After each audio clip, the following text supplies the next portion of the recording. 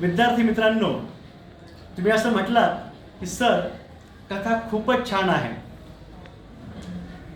पुन्हा सांगायची आहे, सांगतोय. पण कथा वाचन हा सुद्धा प्रकार आहे, तुम्हाला कळलं पाहिजे. अधिक सविस्तर त्याबद्दल तुम्हाला मी बोलणार आहे. तुमच्या आवडीची कथा जी आहे ती मातीची सावली, जी स्टॅनली गोन्साल्विस यांची कथा आहे. त्यांची ओळख तुम्हाला मी करून दिलेली आहे. तुम्हाला कथा वाचन आवडलं म्हणून कथा वाचन मी पुन्हा करतो आहे. फरसू हा शेतकरी आहे. जीवापाड त्याचं प्रेम आहे आपल्या जमिनीवर, आपल्या शेतावर. खूप त्याने कष्ट केले. त्याने त्याच्या बायकोची त्याला खूप चांगली साथ सोबत भेटलेली आहे. तर तिची बायको त्याला सोडून गेली, तिचं निधन झालेलं आहे. आता मुलगा जो आहे तो जमीन विकायला काढतोय. तो जमीन विकतो का? काय होत आहे? काय हा कौटुंबिक ताणतणाव आहे का? दोन पिढ्यामधला हा फरक आहे, ताणतणाव आहे? भावनिक आणि व्यवहार यातला ताणतणाव आहे का फरक आहे? काय आहे? समर्पण आणि आधुनिक पिढी जी आहे सुखदुःख या दोन्हीतला ताणतणाव आहे. काय आहे तुम्हाला ते कळणार आहे. खूप छान अशी कथा आहे. आता ही कथा मी वाचतोय. फरसू पाय ओढत पायरीवर येऊन बसला. आपली खरबरीत बोट त्याने गुळगुळीत पायरीवरून फिरवली. मग दोन्ही पाय मुडपून गुडघ्यावर हात ठेवून तो आभाळाकडे बघत बसला. उठा जरा, आत जाऊन बसा. सुनेचा आवाज आला. दरवाजाच्या चौकटीला धरून फरसू उठला. त्याच्या पायांची हाडं कडकडली. आतल्या खोलीत येऊन तो गुबगुबीत खुर्चीवर बसला. हा खुर्चीवर त्याला अवघडल्यासारखं वाटायचं. पाय वर घेऊन बसले तरी सून डाफरायची. असं बसणं त्याला कधी ठाऊक नव्हतं. जुन्या घराच्या पायरीवर ऐसपैस बसायची त्याची तेवढीच जुनी सवय. दारातच चिंचेचं पुराणं झाड होतं. मडक्यातल्या पाण्यासारखा गारवा घरभर भरून राहायचा. आईच्या पदरासारखी चिंचेची सावली घरावर असायची. मंगलोरी कौलांच्या नळ्यातून फुंकर मारावी तसं वारं घुमायचं. फरसू पायरीवर बसायचा. वरून भिरभिरत येणारी फुलपाखरी पानं, झाडावर चढणाऱ्या खारी पाहणं हा त्याचा फावल्या वेळेचा उद्योग होता. रात्री जेवणखाण आटोपल्यावर तो आणि आबू उशिरापर्यंत चिंचेच्या मुळांवर बसायचे. पानातून पाजणारं चांदणं अंगावर घेत त्यांच्या गप्पा चालायच्या.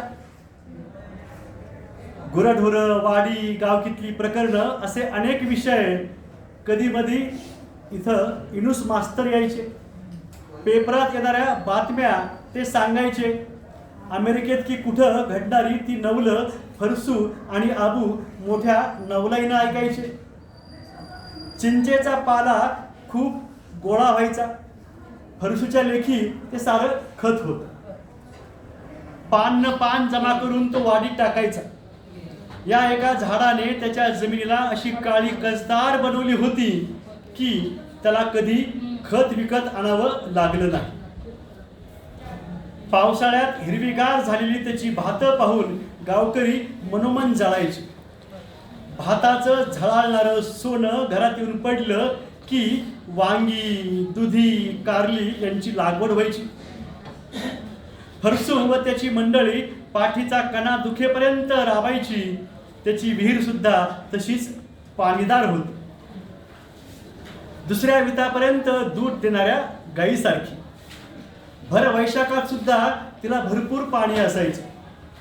एका दुष्काळात गावातल्या साऱ्या विहिरी कोरड्या ठाक पडल्या होत्या.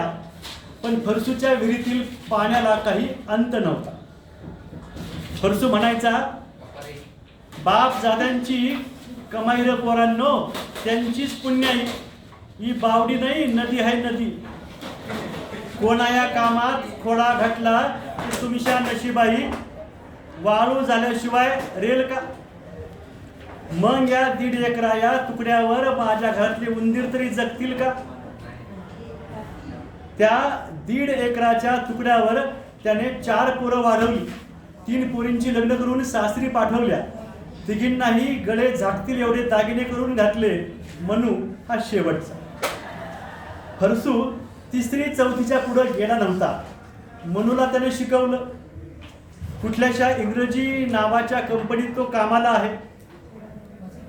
मातीत बोट घालायला तो नाखुश असतो हे फरसूला कधीच जाणवलं होतं. पण तो काहीच बोलायचा नाही. हातपाय चालतील तोवर ह्या मातीची चाकरी करायची हे त्यानं व त्याच्या मंडळीनं कधीच ठरवलं होतं. पोटच्या पोरा इतक्याच प्रेमानं वाढवलेल्या झाडापानांना जीव जाईस तोवर उघड्यावर टाकायचं नाही हा त्यांचा निश्चय होता. बाबा चला जेवून घ्या. मनूचा आवाज ऐकून फरसू दचकला. तो उठून उभा राहिला. किंचित थकल्यागत वाटलं त्याला.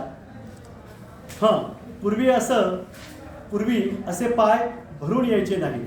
झाडापानांना आधार देऊन वाढवताना हयात गेली. आपला आधार तर कधीच तुटून पडला. आता स्वतःला सांभाळायला पाहिजे. आपणच आपला आधार आता, असं तो स्वतःशी बोलायचा.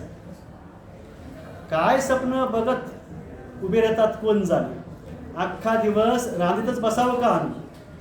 हरसूच्या कानावर येईल इतकाच आवाज स्वयंपाकघरातून येत होता सुनेचा. स्वतःला सावरून तो जेवणाच्या टेबलावर येऊन बसला. तिघही मुकाट जेवत होते. ही खानावळ फरसूच्या घशातून घास उतरू देत नव्हती. रोजचे हे मुके घास त्याच्या डोळ्यामध्ये आसू आणत होते.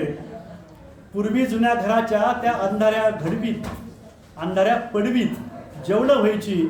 मनूची आई प्रार्थना करायची, आमचे बापा तू स्वर्गात आहेस, आमचे बापा तू स्वर्गात आहेस. एक सुरात प्रार्थना झाल्यावर जेवण व्हायचं. मनूच्या आईची टकळी चालायची. मनू तर जेवता जेवता उठून नीना सिबलशी मस्ती करायचा. तासभर जायचा जेवणाच्या गडबडीत. मन रीती व्हायची. घासागणी पोटात माया उतरायची. जेवण तरी काय असायचं? एखादी भाजी, कधी डाळ, सुके बोंबील, भात आणि तांदळाच्या रोट्या, असंच काहीतरी. पण तरारून वाढलेल्या गुबगुबीत केळीचं अख्खं बन एका पाऊस वाऱ्यामध्ये जमिनीवर झोपावं तसा आपला संसार होत्याचा नव्हता झाला. वाडीत खपताना पायाला तार की खिळा लागला आणि आठवडाभरातच बायको कोसूची मेनवात विजून गेली. कोणाची नजर लागली की पंजांची पुण्याई संपली की गेल्या जन्मीच्या पापांचा घडा आता वाहत आहे. नाही, हा मातीचा शाप असणार. ज्या मातीने हा संसार फुलवला त्याच मातीला उजाड केला आपण. कारली वांग्यासारखा तिचा बाजार मांडला. मनूने जमीन विकायला काढली व आपण बैलासारखी मान डोलावली. मनू, अरे पोरा बोल रे काहीतरी. फरसू न राहून उमाळ्याने बोलून गेला, अरे तू जमीन विकली म्हणून माझ्या मनात काय राग नाही का तुला दुस्वास नाही. आमचा जन्म त्या मातीत गेला म्हणून थोडं वाईट वाटतं. बाबा जमीन विकली म्हणून आज बंगला बांधता आला. नाही ते उभा जन्म त्या गोठ्यात काढायला लागलो. आज माणसासारखं घर मिळालं. परमेश्वराय आभार माना. नाहीतर तुमचं आपलं माझी जमीन गेली चालूच. पाल अंगावर पडावी तसे मनूचे शब्द ऐकून फरसूचे अंग थरारले. सुनबाई जेवायची थांबली होती. मनूच्या चेहऱ्यावर घर बांधण्याचा अभिमान काठोकाठ पसरला होता. फरसूला पोटात खड्डा पडल्यासारखं झालं. पुण्यातली बशी सरकवून तो उठला. सुनबाई जेवू लागली. मनूही जेवू लागला. फरसू खांदे पाडून मान खाली घालून अंगणात आला. बिल्डरने मनूला सुंदर आटोपशीर बंगला बांधून दिला. त्याच्या समोरच त्याची भली मोठी इमारत आकाराला येत होती. फरसूला वाटलं जमिनीवरनं ट्रॅक्टर फिरला, बागायत मातीला मिळाली, मोठाले खड्डे खणले गेले, भलं मोठं दगडविटांचं धूळ तिच्यावर उभारलं गेलं. तेव्हा त्या मायला काय वाटलं असेल? आणि या मातीशी नाळ तुटली की माणूस पण तरी कसं राहणार? पाय मातीवर असतात तोवरच माणूस माणूस असतो. पोरानं मातीशी नातं राखलं नाही, आता बापाशीही नातं सांगत नाही. सिमेंट दगड धोंड्याशी का कधी माणसाचं नातं सांगलं जातं? मातीनंच घडवलंय ना आपणा सर्वांना. आणि शेवटी तिच्याच तर कुशीत विश्रांतीसाठी जायचं आहे. तिलाच विकून आम्ही या गुळगुळीत चकचकीत घरात राहायला आलो असं त्याला वाटू लागलेलं आहे. चंद्रप्रकाश सर्वत्र लखलखत होता. पूर्वी पावसासारखं चांदणं चिंचेतून ठिपकायचं, घरातील जुनी पुराणी वस्तू विकावी, तसं ते झाडंही गेलं. आंबा, फणस, भेंडी, नेवर सारी जमीनदोस्त झाली. मनू एकदा म्हणाला, ही झाडं म्हणजे नुसता कचरा, उंदीर कवडे येतात घरात. आपल्या बंगल्यापुढं ही जंगली झाडं अजिबात शोभत नाही, कापून मस्त गुलाब लाव. तेव्हा फरसू उतरला होता, पोरा झाडं जंगली नसतात र कवा, आपण माणसंच जंगली. कुऱ्हाडी घेऊन झाडं कापणारी आपण माणसंच जंगली रे म्हणू. फरसूच्या जन्माआधीची ही झाडं फरसूच्या डोळ्या देखत तोडली गेली. म्हणून त्या ठिकाणी इंग्लिश गुलाबांची बाग लावली, फुलवली. फरसू फरसू, अरे रातच्या पारात एकटाच बाहेर काय करते? आबूचा आवाज ऐकून फरसू थोडा भानावर आला. आबू, बघ, पहिली माझी बायको कोसू गेली, मग जमीन गेली, घर सुद्धा पाडून टाकलं र. शेवटी ती चीज पण कापिली. माझा एकटा पूत तो सुद्धा आथ माझा नाही राहिला रे. जेजूस आथ माना सुद्धा नेलं तर बरं होईल. अरे आया, रडते काय फरसू? मी तुझा दोस्त आबू आहे, युनुस मास्तर आहे. तू तुझा पोरगा सुनबाय पोरी जावाय हत ना, कोणी तुला टाकणार नाही. आमचा फरसू खरंच डोकरा झाला अथ. आबू उसनं हसत म्हणाला, आबू, ही माया रक्ताळी माणसं, पण जमीन इकली, पैसे आले न ते बापाला विसरले. आता माझं कोणी नाही राहिलं. माझी जमीन गेली, मी तिला विकून टाकलं. म्हणून कागद आणला, मी सही केली, मी बेईमानी केली, माझ्या माईला फसिलं. अरे येड्या, किती लोक जमिनी विकतात, किती लोक जमिनी विकतात. तू आपला नुसता रडत बावला. बघ, टोपलीवर पैसा मिळालाय म्हणूला, आथ मातीत हात घालाशी गरज नाही, सुखात खा मरेपर्यंत. तो पैसा नाही रे आबू, ते आमच्या आजा पंजाळ रगत आहे. रक्ता नातं तुटे नाही, रक्ताये शाप भोगायला लागतात, ते शाप मीच भोगीन. आथ पैसा नाही का सुख नाही, जेजूस माफ कर रे. फरसून हात जोडून आकाशाकडे बघितलं. येड्या फरसू, लोक जमिनी विकून मजा करतात, गाड्या घेतात, बंगले बांधतात. तुला आपलं जरमभर ढोर हारक खपाला पाय. तू सुद्धा त्या बिल्डर इतकाच, तू सुद्धा त्या बिल्डर हरका झाला रे आबू. हरसून आवाज चढवत त्याला फटकारलं. मग त्याच्याकडे पाठ वळून तो खालच्या आवाजात म्हणाला, माती नयेल ते ढोराव जीवन तरी काय कामाव. आबू, आम्ही लागले रे आता वाटेल, पण आमशी नातं पण त्यांना कायच नाही देणार रे. त्यांना पायाखालती जमीनच नाही रे. पुढचं पुढं बघून घेतील ते. आबू त्याच्या खांद्यावर थोपटत म्हणाला, आजकालची पोरं खूप हुशार आहेत. त्यांचे पाय जमिनीवर नाही, ही पोरं बोटीवर जातात.